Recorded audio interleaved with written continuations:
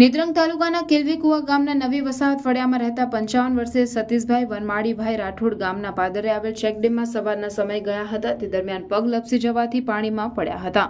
બનાવની જાણ ગ્રામજનોની થતાં તાત્કાલિક ઘટના સ્થળે દોડી આવી સતીશભાઈ રાઠોડને બચાવવાના પ્રયત્નો હાથ ધર્યા, પરંતુ પાણીમાં ડૂબી જવાથી કરુણ મોત નીપજ્યું હતું.